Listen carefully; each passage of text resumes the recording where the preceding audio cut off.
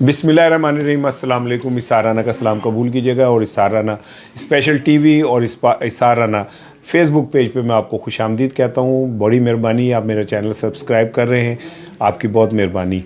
और जो दियारे गैर में रहने वाले लोग हैं मुझसे मोहब्बत का इज़हार करते हैं, पाकिस्तान में रहने वाले मुझसे मोहब्बत का इज़हार करते हैं, मेरी ढेरों दुआएं आपके लिए हैं। आज 29 दिसंबर है, 29 दिसंबर भी जिसे हम कहते हैं, और सोमवार का दिन है, हफ्ते का पहला दिन है। अल्लाह करे कि यह दिन और यह हफ़्ता आपके लिए बड़े खैर व बरकत का बाइस बने। आज के दिन जो इस दिन की अहमियत है यह कि 1911 में मंगोलिया को आज़ादी मिली। दूसरी जंग अज़ीम के दौरान 1940 में इतनी शदीद बमबारी हुई बरतानिया में कि ये कहा जा रहा था कि ये उस बरतानिया की तारीख की सबसे बड़ी आग लग गई है। इसी पे चर्चिल ने कहा था कि क्या अदालतें काम कर रही हैं, तो उनका तो बरतानिया को कोई नुकसान नहीं पहुँचा सकता। आज ही के दिन मारूफ ईसाई रहनुमा आर्च बिशप थॉमस बिगेट को कत्ल किया गया था और 1845 में टेक्सास जो थी अमेरिकी रियासत का हिस्सा बनी। 1890 में अमेरिकी फ़ौजियों ने अपने ही हमवतनों के ऊपर हमला करके वो कत्लेआम किया, बच्चों और औरतों समेत 200 लोगों का कत्लेआम हुआ। 1930 में आज के दिन ही अल्लामा इकबाल साहब ने दो कौमी नज़रिया पेश किया था। 1996 में ग्वाटेमाला में एक तारीखी जो खाना जंगी थी वो रुकी थी। मैं अब आता हूँ अपने असल बात की तरफ। CMKP के सुहेल आफरीदी 3 रोज़ का दौरा करने के बाद रवाना हो गए, वापस चले गए। मेरी उनसे कल मुलाकात हुई, वो मैंने वीलॉग में वीडियो शेयर की हुई है।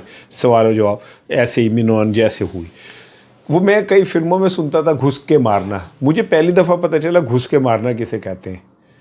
आफरीदी ने लाहौर में घुस के मारा, उसने सड़क को कोई जगह नहीं छोड़ी जहाँ पे पंजाब की हुकूमत को एक्सपोज ना किया हो। आप उसका अंदाज़ा कर लें कि उसके आने के बाद क्या हुआ। मार्केटें बंद करनी पड़ी आपको, सड़कें बंद करनी पड़ी, उस इलाके की बिजली बंद करनी पड़ी आपको, फूड स्ट्रीट बंद करनी पड़ी, मुलाकातों पर पाबंदी लगानी पड़ी। यानी आप उसके आने के बाद, वो मैं बार बार वो कहता हूँ ना, तेरे आनते खड़ाक बड़े होंगे मज़े तो मैं ये हूँ आन के, मैंने कहा था ना, तो बड़े ही खड़ाक हुए। बड़ा मज़ा है जनाब। वो सुहेल आफरीदी साहब ने लाहौर में आके एक रंग जमाया और वो एक कामयाब दौरा करके जा रहे हैं। वो लाहौर जो 2 साल से खामोश था, आज वो लाहौर 3 दिन में पूरी तरह ज़िंदा हुआ।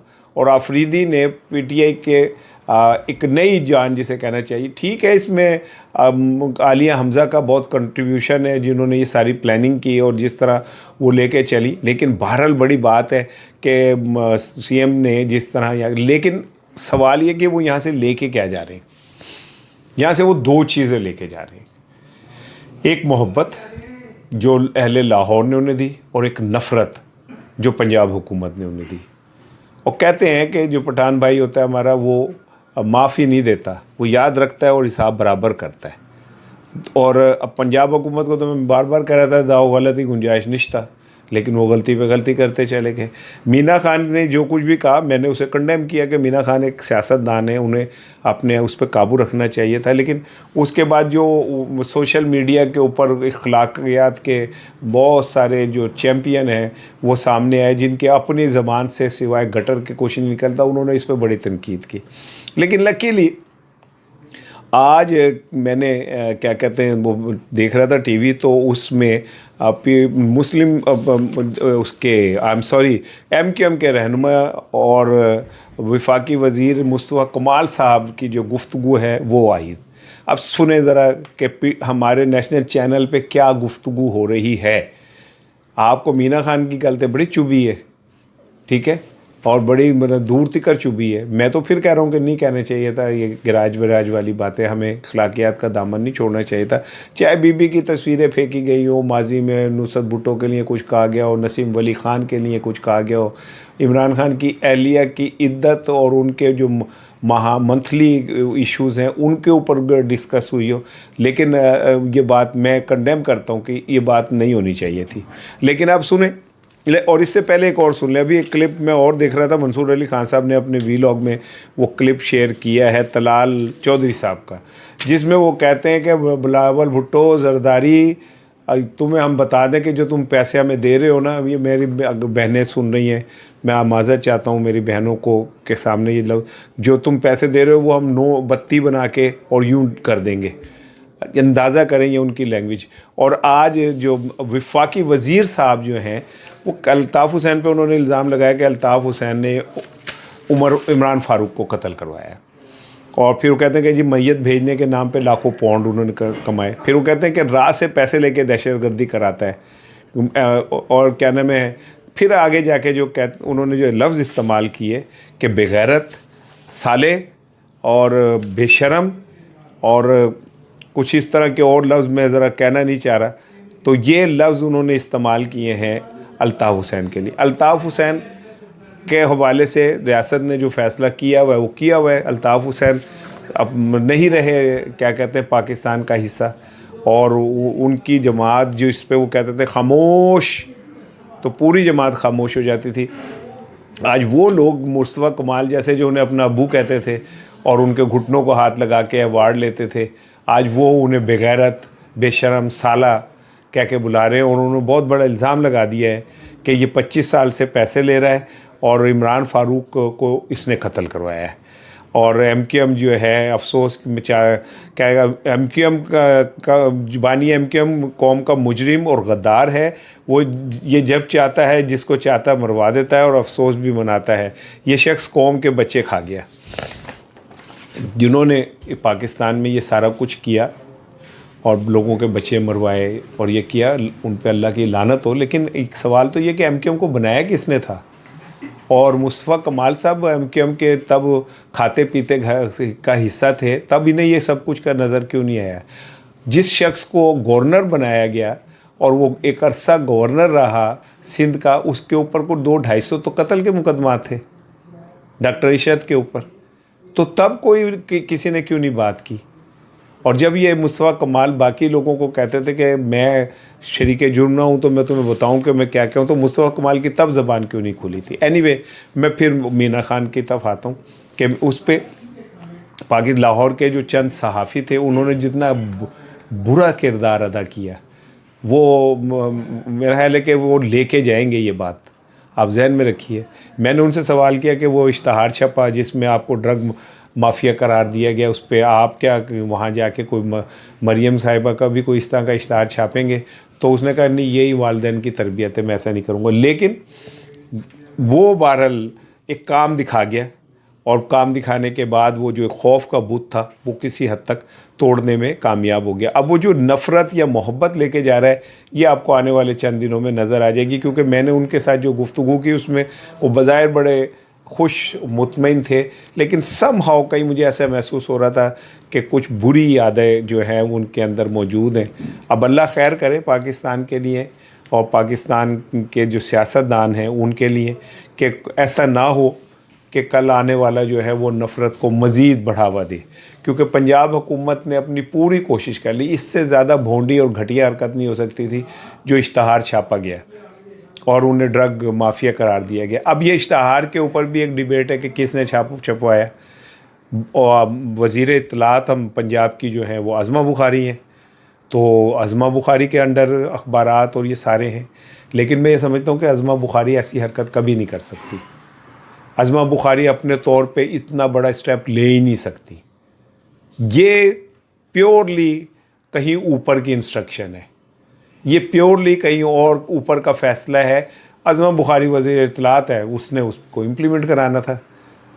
तो लेकिन ये तैब और माइंडसेट कहीं और का है, जो नशई पुकारते रहे ना किसी दौर में, अब वो इसको और इसको मिला के एक चीज़ बनाना चाहते हैं। वहाँ पे सवाल अजमत जामी ने किया कि ये जो वादी तीरा है वहाँ पे जो मनशियात होती है, तो उनका मैं तो उसे ख़त्म कर रहा हूँ, और मैं वहाँ चाह रहा था कि जैतून लगे जिसकी फसल भी हो, पैसा भी बहुत आए, लेकिन बहुत सारे ज़िम्मेदारों ने नहीं लगने दिए। बहुत खौफनाक किस्म का जुमला है उनका। लेकिन बहरहाल मैंने महसूस किया कि वो थोड़ा सा अपने आप को उन्होंने कंट्रोल रखा है, जज्बात में नहीं बह रहे, गुस्से में नहीं आए। यही एक चीज़ है जो हमारी पॉलिटिकल क़यादत को समझनी पड़ेगी। अब आ जाए अयाज सादिक साहब ने आज फरमाया है कि PTI को अगर मुज़ाकरात करने तो मेरे चैम्बर आ जाएँ और हम वहाँ बैठ के मुज़ाकरात करते हैं। तो अयाज सादिक साहब, आपने तो PTI का कौमी असम्बली में कायदे हिज़्ब इख्तिलाफ बनने ही नहीं दिया, तो आप ये कैसे कह रहे हैं कि आप आ जाएं और कर लें? आपके तो प्रोडक्शन आर्डर को उठा के जो सुपरिटेंडेंट जेल था वो ऐसे उठा के, जैसे बच्चे कागज़ का कश्ती बना के जहाज़ बना के फेंकते हैं ना, ऐसे फेंक देते थे। तो आपने उस पर क्या एक्शन लिया? जब पार्लियामेंट के अंदर नकाब पोश आए और आने के बाद उन्होंने क्या कहते हैं, वहाँ पे जो कुछ भी हुआ पीटीआई के कारखाने से, तो आपने उस पर क्या एक्शन लिया?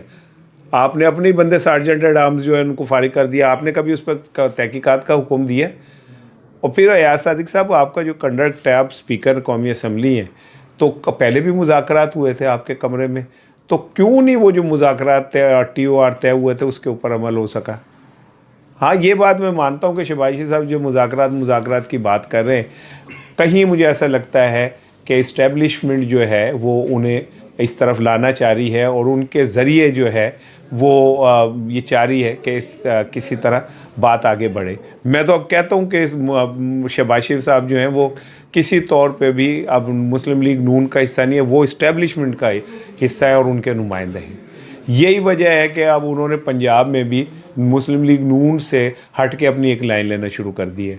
मैंने आपको बताया था कि उन्होंने अपने बेटे हमज़ा के लिए एक सेक्रेटेरिएट बनवा दिया है, वहाँ पे उनका अमला भी है जो आवाम को इंटरटेन करेगा, दरख्वास्तें सुनेगा। भाई अगर पंजाब की हुकूमत आपकी है तो फिर आपको ये अलहदा बनवाने की ज़रूरत क्या है? हमज़ा साहब भी एक्टिव हुए हैं, अब वो वर्कर्स में जा रहे हैं, कारकुनों से मुलाकात कर रहे हैं और उनके साथ मामलात अपने आगे बढ़ा रहे हैं, जिसका मतलब ये है कि आने वाले दिनों में हमज़ा साहब को एक आप आज़ादाना पॉलिटिकल अपनी जो वो है वो करते हुए देखेंगे। यहाँ से मैंने पहले भी आपको बताया था कि एक दफ़ा पहले भी अटैम्प्ट हुई थी कि हमज़ा शहबाज साहब के लिए यहाँ पे उन्हें वफाकी वज़ीर मुमलिकत का ओहदा दे के और यहाँ पे उनका एक सेक्रेटेरिएट बनवाया गया था। लेकिन कहा यह जाता है, इतला ख़बर यह है कि मरियम साहिबा जो हैं वो उन्हें वही पसंद नहीं आया और उन्होंने वो जाके बंद करवा दिया। उनको चुको है तो अपना सारा कुछ ते निकलो नीवे नीवे होके। अब ये जब वज़ीर आज़म हाउस ने बनाया तो अब तो CM नहीं बोल सकती। तो इससे अंदाज़ा कर लें कि ये जो एक दरार है, ये दरार बजाय कम होने के बढ़ती जा रही है। और शहबाज शरीफ साहब भी ये समझते हैं कि पंजाब के अंदर उन्हें बतौर प्राइम मिनिस्टर वो इज़्ज़त और प्रोटोकॉल नहीं मिलता जो वो डिज़र्व करते हैं। आपको याद होगा 70 सफ़ों का जो सप्लीमेंट आया था मरियम साहब का, उसमें एक तस्वीर शहबाज शरीफ साहब की नहीं थी। हालांकि होना तो ये चाहिए था कि वो प्राइम मिनिस्टर थे, मुस्लिम लीग नून के रहनुमा थे, साबिक सदर थे, उन्होंने नवाज शरीफ साहब को अब पगड़ी उठा के उनके सर पे रखी है, तो उनकी तस्वीरें भी होनी चाहिए थी, लेकिन उनकी एक तस्वीर नहीं थी। इससे आपको ये मरियम साहिबा के माइंडसेट को समझने में मदद मिलेगी कि मरियम साहिबा कहती ने छाबा सारे का सारा मेरा है, मेरे छाबे 'च कोई हाथ ना पाए। ठीक है, वो इसीलिए कहती है मैं अखा कट देंगी, मैं दिमाग दुरुस्त कर दूँगी। खा नहीं सिंध वालों को उन्होंने, वो सिंध वाले तो वैसे ही बेचारे लिस्ते जाने में उन्होंने की कहा।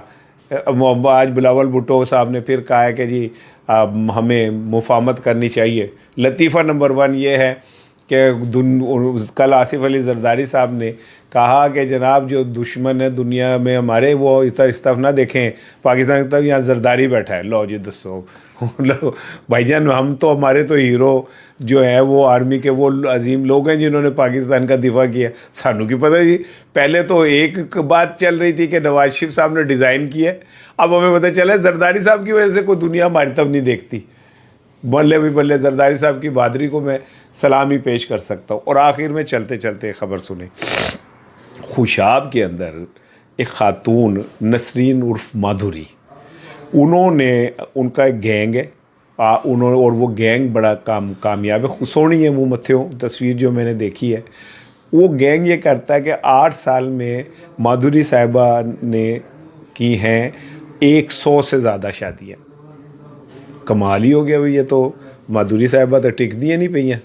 और माधुरी साहिबा ने, नसीन उर्फ माधुरी साहिबा ने क्या करती थी, वो ग्रो एक पूरा घर की शक्ल में होता था, मतलूबा शख्स के साथ मामलात बाकायदा तय होते थे, रिश्तेदारियाँ, रिश्ता ये वो। माधुरी साहब शक्ल से अच्छी है, तो माधुरी साहिबा जो है जब शादी होती थी तो सुहागरात को वो बंदे नु कर दी सन बेहोश और